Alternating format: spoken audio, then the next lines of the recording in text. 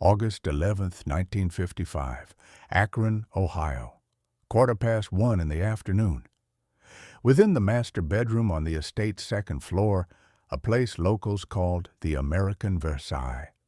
Silence hangs thick as water. Upon the massive carved oak bed beneath its canopy lies a man's body weighing less than 99 pounds. His skin resembles parchment stretched across a delicate skeleton. His chest barely rises and falls. The room carries the scent of medications, aged wood, and the inevitable. This is Franklin Augustus Seiberling, the man who placed the world on rubber wheels.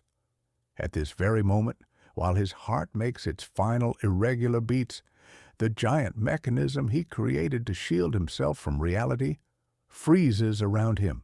65 rooms, 23 bathrooms, 23 fireplaces where fires haven't burned simultaneously in years. Beneath the floor where doctors and weeping relatives stand, several meters deep, stretches a network of dark service tunnels most guests never even suspected existed. These concrete arteries pierce through the hill, connecting the main residence with the outside world like a spacecraft's life support systems. But now, the captain is abandoning the bridge.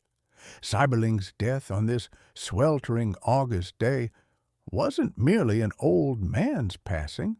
It marked an entire era's collapse. In that second, when the doctor recorded the pulse's cessation, the heirs confronted a catastrophe whose magnitude an ordinary person couldn't comprehend. They didn't inherit just a house. They inherited a monster of brick and steel whose maintenance demanded a fortune the family no longer possessed. The Great Depression, corporate upheavals, and Wall Street's cruelty had already stripped this man of his company. Now death arrived to claim his fortress. To grasp the horror and magnificence of this moment, we need to rewind the timeline, not an hour, not a year, but precisely 40 years back. December 25th, 1915. The same hillside, the identical location, but an entirely different reality. That evening, the air trembled not from deathbed silence, but from expensive automobiles' engine roar. Limousines approached the grand entrance, releasing steam clouds into the frozen air. The butler threw open the heavy oak doors, and guests entered a space designed to overwhelm their will. The house's master, Franklin Seiberling, stood in the great hall. His height was merely 160 centimeters. Behind his back, guests whispered, calling him the little Napoleon. Yet that evening, he looked down upon everyone. He'd constructed this house, Stan Hywet Hall, in just 3 years. He'd spent on it a sum that converted to modern currency exceeds millions of dollars. But nobody knew the precise final estimate because Seiberling burned the checks to conceal expenses even from himself. On this Christmas evening, he announced to his guests the motto carved in stone above the entrance, Non nobis solum, not for us alone. It sounded like an aristocrat's noble promise, but history is a cruel screenwriter. None of those present in the hall, drinking champagne and admiring 16th century tapestries, could know these words would become a curse, that within 6 years this little man would lose everything, that this house would transform into a golden cage, and that here in the basement and secret chambers of this fortress, a drama would unfold changing millions of lives while destroying its creator's nervous system. We're accustomed to seeing magnates' formal portraits, seeing them in tuxedos, confident and unshakable. But documents hidden in Akron's archives tell a different story, a story of paranoia, of poverty's fear that made him build walls a meter thick, of tunnels dug not just for pipes, but so servants would be invisible, creating the illusion that food appeared on tables by itself at the master's magic wand's wave. Franklin Seiberling didn't just build a mansion, he built a physical embodiment of his ego. And when on August 11th, 1955, his heart stopped, the house didn't die with him. The house held its breath. It waited, because Stan Hywet Hall's true story isn't a story of wealth. It's a thriller about survival, about how a man tried purchasing immortality by pouring it into concrete, but didn't account for concrete's tendency to crack under time's pressure. To understand how this little giant ended up in such a trap, we need to return to the beginning, when he possessed neither millions, nor a house, nor reputation, only debts, and a manic obsession with rubber that smelled of burnt sulfur and big money. 1898, Akron, Ohio. The city chokes in coal stove smoke and clay quarry dust. It's not yet the world's rubber capital. It's a harsh, filthy, industrial settlement where the air reeks of iron and hopelessness. Horse-drawn carriages travel through streets, sinking into mud, but the most far-sighted already hear a new sound, a quiet yet growing hum that will soon drown out hooves' clatter. In this chaos's center stands a man who's just lost everything, Franklin Augustus Seiberling. He's 38 years old. He has a wife, 3 children, and $0 in his bank account. He's an unemployed son of a former millionaire. His father, John Seiberling, was the reaper's inventor and the thriving Empire Company's owner. But the financial panic of 1893 destroyed the family business. His father's empire collapsed, leaving Franklin with one harsh fact's clear understanding: old money doesn't protect. In late 19th century America, you're either predator or prey. Seiberling was small, only 160 centimeters tall, but his energy frightened those around him. He moved faster than people spoke. He thought faster than competitors could sign checks. After losing his position at his father's company, he didn't fall into depression. He began seeking a new war.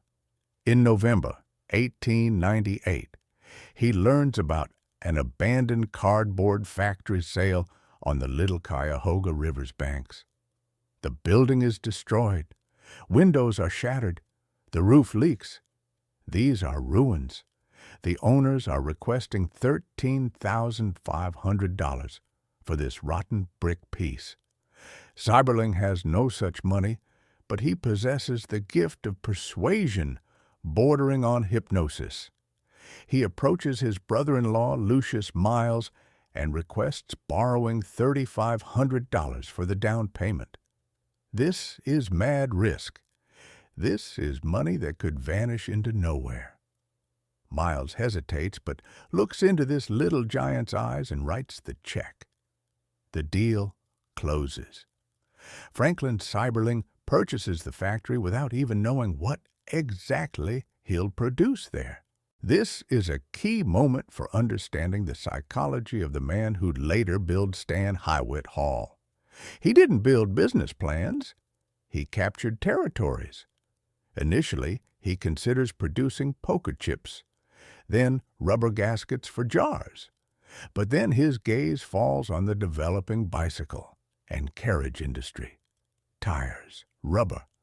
The rubber market at that time was controlled by monopolists. It was a closed club where outsiders weren't admitted. Entering it with debts and a dilapidated factory was tantamount to suicide, but Seiberling makes a move that determines his entire future fate. He doesn't name his company after himself. He names it Goodyear Tire and Rubber Company. This choice is a manifesto. Charles Goodyear, the rubber vulcanization process's inventor, died in 1860 in poverty. burdened by debts, never benefiting from his discovery. By naming the company after the great failure, Seiberling sent the market a signal. He wasn't here for quick profit. He was here to rewrite justice's history. He took science's martyr's name and transformed it into aggressive capitalism's brand. On December 8, 1898, the factory whistle, silent for 4 years, roared again over East Akron. 13 workers entered the shops. In the first month, sales amounted to just $2,978. But Seiberling didn't sit in an office. He didn't even have one. He ran through the shop floor, personally checking mixtures, arguing with chemists, sniffing raw rubber. He knew every worker by name. He created a culture where speed decided everything. While competitors from United States Rubber coordinated decisions at New York board meetings, Seiberling changed production lines overnight. But the system doesn't forgive upstarts. In 1899, just a year after the start, an avalanche of lawsuits descended on Goodyear. Patent owners for carriage tires demanded Seiberling pay royalties or shut down. This was standard strangulation tactics. Bury the small player in legal costs until his cash ran out.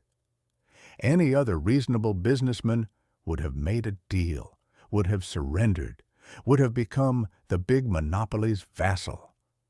The lawyers begged Seiberling to pay. Franklin Seiberling's response entered business history. He hired the best lawyers, spent the company's last free money on defense, and declared millions for defense, but not 1 cent for tribute. This was attrition warfare. 4 years of courts. 4 years when the company teetered on bankruptcy's brink every month. Seiberling came home to his wife Gertrude and said not a word about how they might be on the street tomorrow. He maintained the facade. He learned to live in a constant adrenaline-storm state. It was in these years his philosophy formed. Comfort is an illusion. Security is a myth. Only expansion and attack are real. And he won. The courts declared the monopolist's patents invalid. David killed Goliath. The path to millions was open.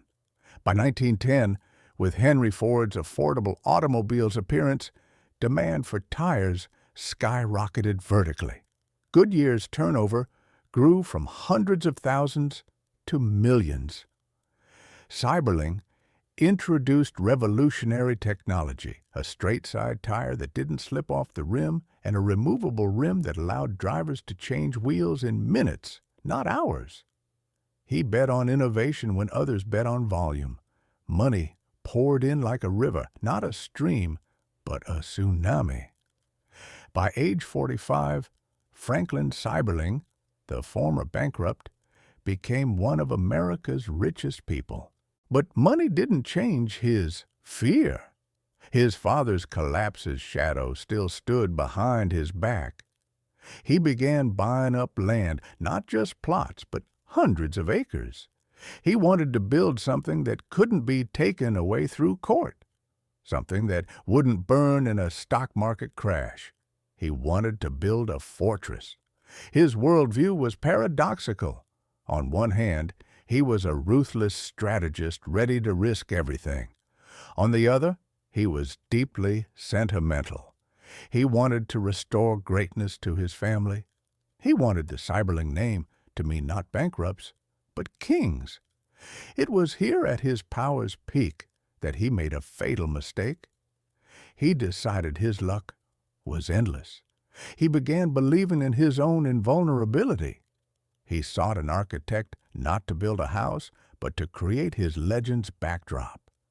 He needed not just a mansion, he needed proof he'd defeated fate.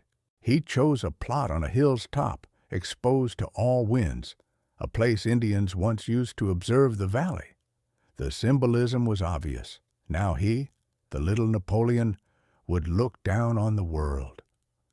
By 1910, Franklin Seiberling possessed a fortune allowing him to buy anything. But in early 20th century American society's rigid hierarchy, there was one currency that couldn't simply be written out with a check.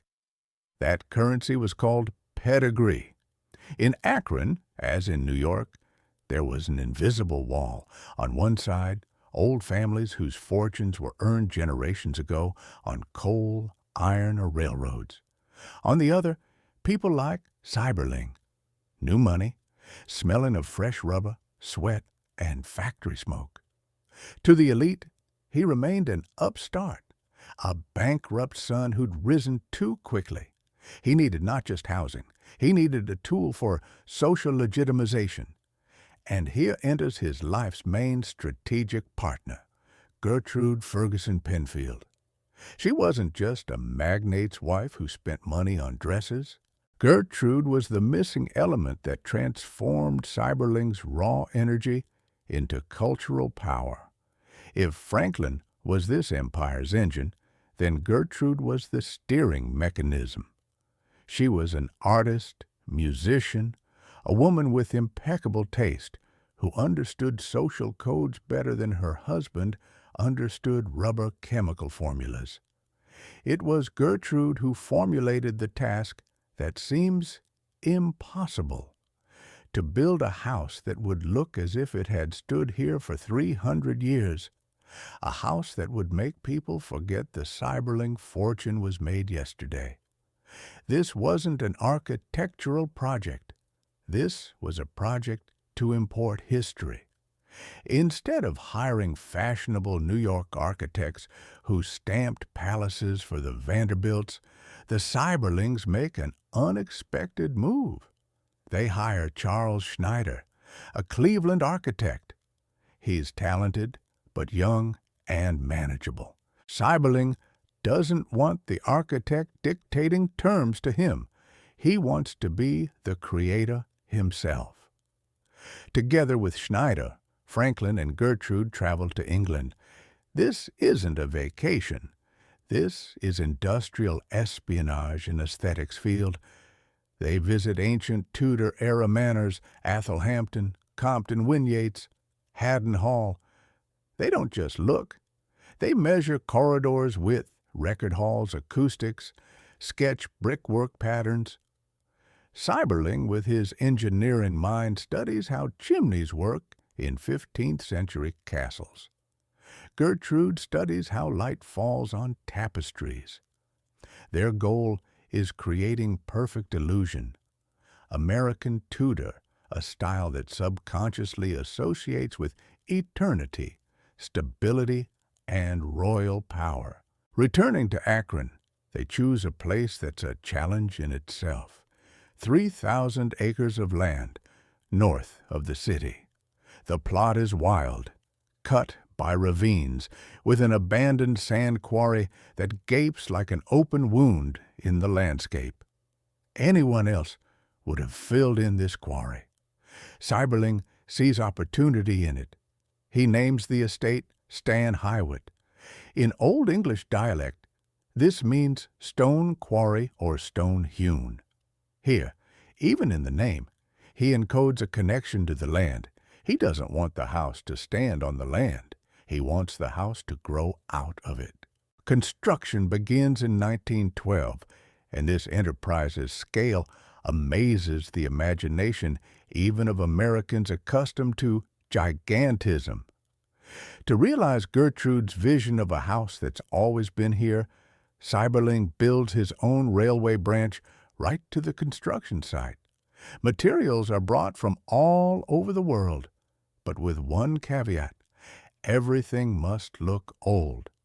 Brick is ordered not standard, but specially fired with defects to imitate medieval masters' handwork. Roof tiles are made of varying thicknesses and shades to create century-old settlings effect. Oak for interior finishing is brought from England. Moreover, selecting trees that grew for hundreds of years. Seiberling buys entire rooms from crumbling English castles, panels, fireplaces, staircases, and transports them across the Atlantic to embed into his new Ohio house's concrete frame. This was architectural alchemy outside, medieval England inside, cutting-edge 20th century technologies hidden behind oak panels. While the walls grew upward, Seiberling hired Warren Manning, one of American landscape architecture's fathers, Olmsted's student. Manning's task was even more difficult: to create a park that wouldn't look like a park. The landscape had to be the house's continuation. It was here, in the construction process, that the first major conflict emerged that would determine the house's fate: the conflict between public and private. Franklin Seiberling was building a headquarters. He needed halls capable of accommodating hundreds of guests. He needed a great hall where he could receive presidents, generals, and competitors, overwhelming them with the vault's grandeur.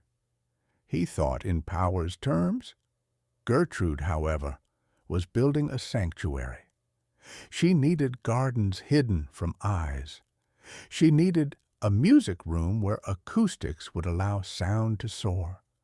She needed bedrooms where her children could hide from the family name's pressure. She thought in the soul's terms. Stan Hywet Hall became the place where these two worlds collided: stone and music, steel and flowers, ambition and family. By 1915, when the house was almost ready, its cost exceeded all imaginable budgets. Bills came in stacks, but Seiberling signed them without looking. The Goodyear company was thriving. Stocks were rising. It seemed this gold flow would never run dry. He was building for centuries, sincerely believing his great-grandchildren and great-great-grandchildren would live in this house, and that in 500 years the Seiberling name would sound as weightily as Windsor. But a crack was already laid in this grandeur's foundation. Striving to create the perfect house, Seiberling made it too complex, too large, too dependent on a huge servant staff. He created an organism requiring colossal energy to sustain life. In 1915, this didn't seem like a problem. Energy was cheap, and human labor was affordable. But standing on the unfinished Great Hall scaffolding and looking at the huge stained glass window the masters had just installed, Franklin Seiberling didn't know he was building not just a house. He was building his own tragedy set. He was creating a place where opposites would converge in a deadly clash. Old money against new, industry against nature, and most importantly, hubris against reality. They were preparing to move in. Gertrude was selecting fabrics for curtains that cost as much as a factory worker's annual salary at her husband's plant. Franklin was ordering a 30-line internal telephone system to control every estate corner. The world was preparing for war in Europe, and the Seiberlings were preparing to open their own isolated paradise's doors. But before we cross this paradise's threshold, we need to understand exactly how this house was arranged. Because Stan Hywet Hall isn't just a room's set. It's a psychological map of its creator's brain, cast in concrete and disguised as an English manor. Every detail from the door handle to the hidden tunnel had meaning. And to understand why the fall would be so painful, we need to see how high they climbed. We need to walk these corridors as they did, with absolute, unshakable triumph's sense. Christmas 1915 arrives. The keys are handed over. The story begins. Welcome inside Franklin Seiberling's mind. To understand this personality's scale, forget for a minute about bank account numbers. Money is an abstraction. Stan Hywet Hall is concrete, 6,000 square meters of living space. This is more than a football field covered with a roof and lined with velvet. When a guest in 1920 drove up to the main entrance, their first emotion wasn't delight. It was awe. The architecture worked like a psychological weapon. The facade of red brick and sandstone, 90 meters long, loomed over the arrival, making them feel small, insignificant, temporary. This was a calculated effect. Seiberling, a man 160 centimeters tall, built a house that dwarfed anyone who dared approach. You enter the great hall, and the word great here is an understatement. This space isn't for living. This space is for Power's theater. Ceilings 3 stories high, tapestries on walls that hung in French castles before Columbus discovered America. Sandalwood, oak, teak. The air here smells not just of furniture. It smells of colonial conquests and centuries-old dust. Pay attention to the detail most tourists miss. In this grandior's center, above the stone fireplace large enough to burn a whole log, is carved the inscription, Non nobis solum, not for us alone. In the 1920s, this was perceived as generosity. Today, it reads as ominous irony. Seiberling built this hall to receive society, but the hall's architecture is such that the host is always in the observer's position. From the second floor's balcony, hidden in the balustrade's shadow, Franklin could look down on his guests, senators, industrialists, inventors. Thomas Edison and Harvey Firestone visited here. He saw them. They didn't see him. This is classic panopticon architecture. Power belongs to the one who sees but remains invisible. Let's proceed further to this house's soft power's heart. The music room.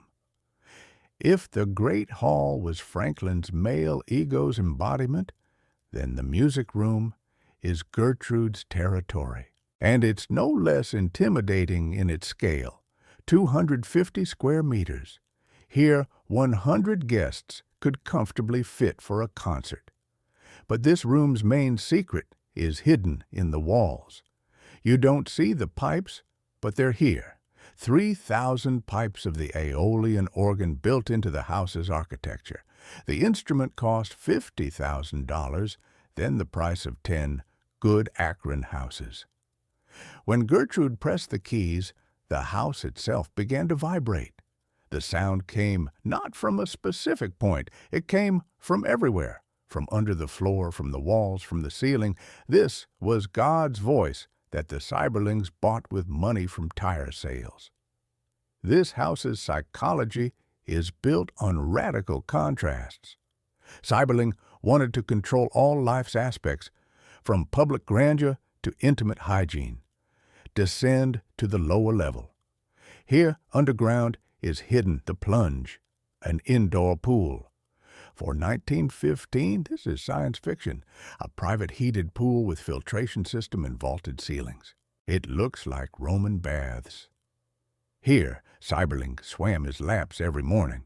He was obsessed with health. He believed that if he controlled his body as rigorously as his factories, he'd live forever. The water here was always perfect temperature, while in most American homes, people bathed in tin tubs once weekly. But the most interesting thing in Stan Hywet Hall is what you don't see. This is a cyborg house. Behind English oak panels is hidden 20th century steel engineering. In the library, where Seiberling read his books, there's a secret button in the bookcase. Press it, and the section with fake book spines will slide aside, opening a hidden passage. Why does an honest businessman need hidden passages? Official version, to discreetly go to his office if guests became tiresome. Psychological version, Seiberling always wanted to have an escape plan. This is the mindset of a man who once lost everything and subconsciously expects it to happen again. The entire house is permeated with a nervous system guests didn't suspect. 23 telephones, a built-in vacuum system whose pipes run through all walls to a gigantic basement pump, and, of course, the tunnels. Under the manicured lawns where peacocks strolled at several meters' depth, concrete corridors are laid. They connect the main house, the greenhouse, and the carriage house. In winter, when blizzards raged in Ohio, servants moved through these tunnels, pushing carts with food, linens, and coal. This created Magic Services' illusion. Gertrude rang a bell, and tea appeared instantly. Guests didn't see sweaty faces, dirty aprons, or heavy labor. They saw only the result. Seiberling transferred Henry Ford's assembly line principle to his own household. The house was a machine for producing comfort where servant people were just lubricant, invisible and silent. 40 servants served a family of 8. 5 people per family member. In this golden cage, every room dictated its own mood. The breakfast room with east-facing windows to catch the sun's first rays. Optimism, the day's start. The billiard room with heavy curtains and cigar smell, a men's club, a place for deals and conspiracies. The main dining room with a table for 30 people, a place for displaying status. The chairs here are so heavy, it's difficult to move them with one hand, another hint that everything in this house is monumental and unshakable. By 1920, Stan Hywet Hall reached its zenith. It was fully equipped, polished, and functioned like Swiss watches. In the garage stood the era's best cars. In the greenhouse, exotic orchids bloomed year-round despite the snow outside the window. In the wine cellars lay thousands of bottles. Before Prohibition's introduction, Seiberling managed to stock up. It seemed that Franklin Seiberling, the little Napoleon, had outplayed reality. He created an autonomous world where only his laws applied, a world where he was king, Gertrude was queen, and their 6 children were blood's princes and princesses. He fell asleep in his huge second-floor bedroom, looking through the window at the Cuyahoga Valley, and saw his Goodyear factory's smoking chimneys on the horizon. He thought this view belonged to him. He thought the meter-thick concrete walls would protect him from external storms. He was wrong. While music played in the great hall and crystal chimed, on Wall Street they were already sharpening knives. The economy after the First World War began to cool. The rubber market bubble was ready to burst. The house, which was his triumph symbol, was already preparing to witness his greatest humiliation.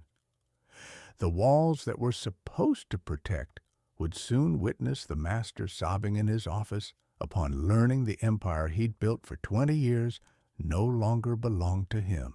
Stan Hywet Hall's grandeur was indisputable, but it was at this point, at beauty and luxury's peak, that the descent into hell began, and this descent would be much faster than the long climb to the top.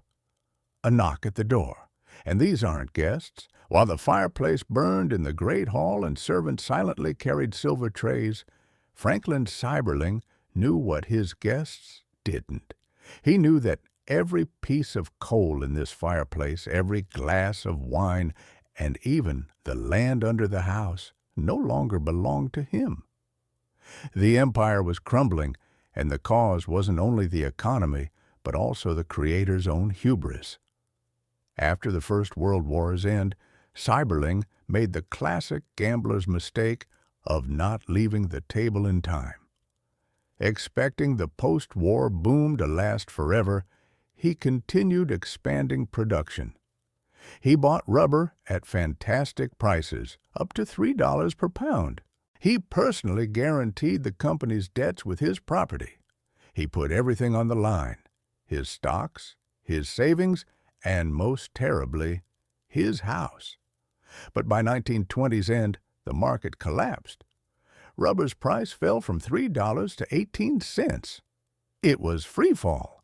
The Goodyear Tire and Rubber Company owed banks an astronomical sum, almost $100 million.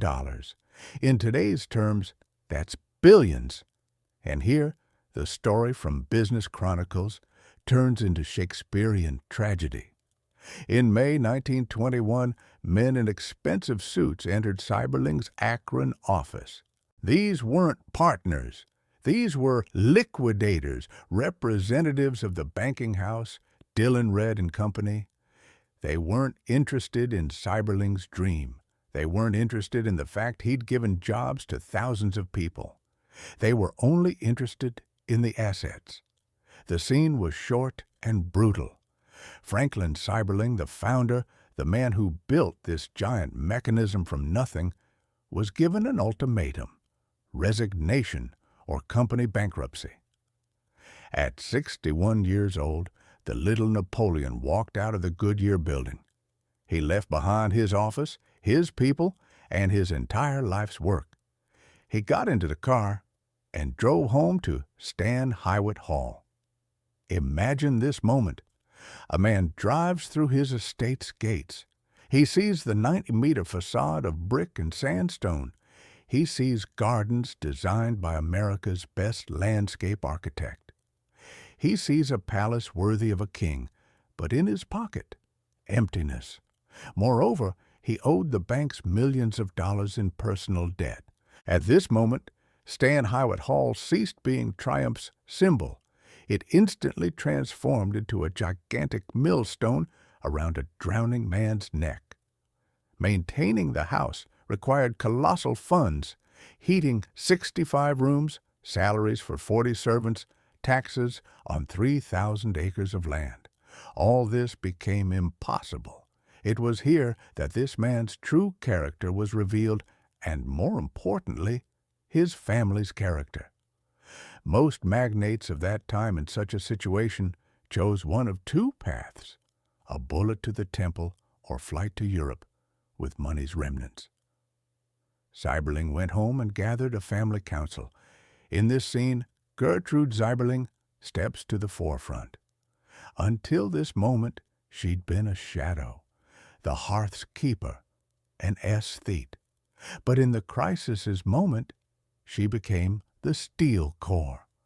When lawyers suggested selling the house and auctioning off the furniture to cover debt's part, Gertrude said no. For her, Stan Hywet wasn't an asset. It was an ark, a place where the family had to weather the flood. Life in the American Versailles changed radically. It was a surreal picture. The family lived in royal luxury scenery, but began economizing on matches. Entire wings of the house were closed. Heating was turned off in the guest rooms. The staff was reduced to a minimum. Only the most loyal remained, those ready to work for food and a roof over their heads, understanding that the master was broke. Sumptuous dinners were replaced by simple food. But the most terrible drama unfolded not in the wallet, but in the souls. Franklin Seiberling faced the deepest moral crisis. Was he a hero who fought the banking sharks? Or was he an egoist who, with his risky game, put his children and grandchildren's future at risk? He wandered through his house's tunnels, checking meters, trying to find a way to save a few more dollars. The man who thought in global strategies was now forced to count cents. The view from the window of the Goodyear chimneys now brought physical pain. It was a lost kingdom's view. Strangers sat in his chair. Strangers decided his invention's fate. During this period, another figure appears in the house whose role would become fatal and salvific at the same time: Henrietta Seiberling, Franklin's eldest son, Fred's wife. She observed this tragedy from within. She saw how the family's external grandeur crumbled to dust. But she saw something else. She saw how, under stress's pressure, an old demon began manifesting in the family, one that spares neither the rich nor the poor: alcohol. Franklin's son Fred began to drink, not just sipping at dinner, as was customary in high society, but drinking to drown lost status's fear and shame. And he wasn't alone. In Akron's elite circle, alcoholism was an epidemic carefully hidden behind mansion's oak doors. Stan Hywet Hall, conceived as success's monument, was becoming a golden cage for broken people. Here we see the paradox on which the entire story rests. Outside the house still looked like an impregnable fortress. The gardens bloomed, the brick still gleamed in the sun. But inside, behind closed curtains, a war for survival raged. Franklin fought for money, Gertrude fought for dignity, and Henrietta fought for souls. It seemed the finale was predetermined. The house would be seized for debts. The family would fall apart. Seiberling would die in obscurity cursing the bankers. But Franklin Augustus Seiberling wasn't an ordinary man. In his small body lived a reactor powered by pure rage. Instead of surrendering, he decided to do the impossible. At 61 years old, being a bankrupt with million-dollar debts, he makes a statement that makes Akron shudder with laughter and disbelief. He announces he'll create a new company. He'll name it after himself, Seiberling Rubber Company, and he'll destroy those who betrayed him. He starts a war. But he doesn't notice that while he prepares revenge plans in his office, in the gate lodge at the estate's entrance, an event is brewing that will eclipse all his business achievements, an event that will be born not from strength, but from absolute weakness. The crisis has reached bottom. Now either ascent or death must begin, and help will come from where no one expected it, from two hopeless drunks whom Henrietta Seiberling decides to introduce in one of this huge estate's rooms. 1921 became not the end, but the beginning of Franklin Seiberling's life's harshest chapter. Most people, losing their fortune at 61, break. Seiberling hardened. In November of that year, just a few months after the humiliating Goodyear expulsion, he founds a new company, Seiberling Rubber Company. He chooses a factory in nearby Barberton. He personally travels across the country selling shares to dealers who remembered his name. This was pride's agony. The man who yesterday managed a world empire now begged for money from garage owners. He worked 18 hours a day. In his Stan Hywet Hall office, the light burned until dawn. This was no longer a chase for luxury.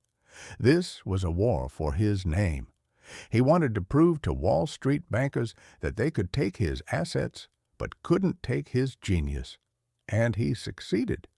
By 1927, Seiberling Rubber Company rose from 0 to 7th place in the U.S. tire industry.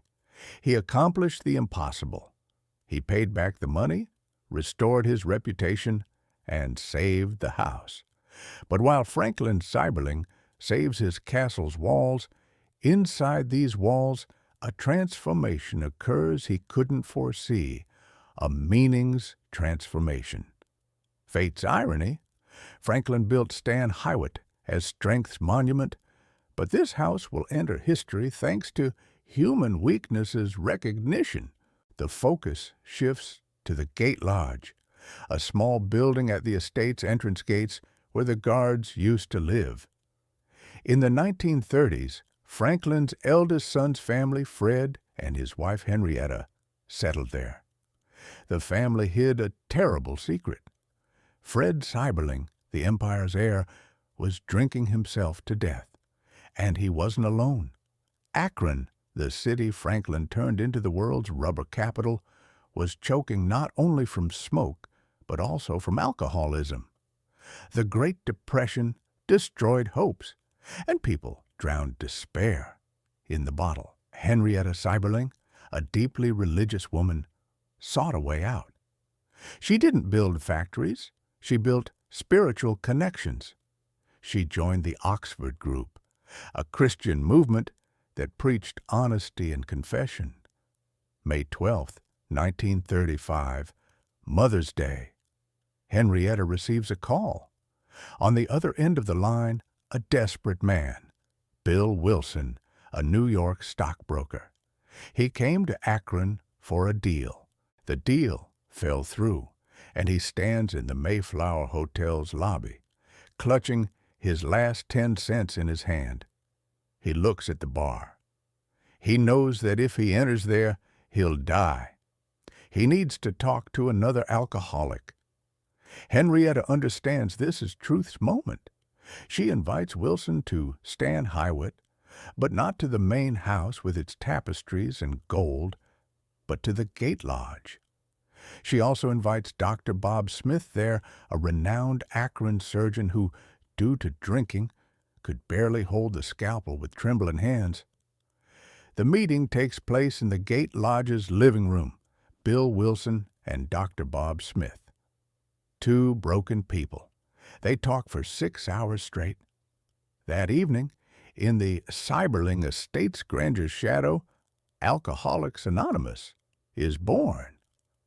While Franklin Seiberling tallied profits from tire sales in the main house at his gates, the technology for saving millions of lives was invented. The motto above the fireplace, non nobis solum, not for us alone, which Franklin carved out of vanity, suddenly acquired frightening mystical accuracy.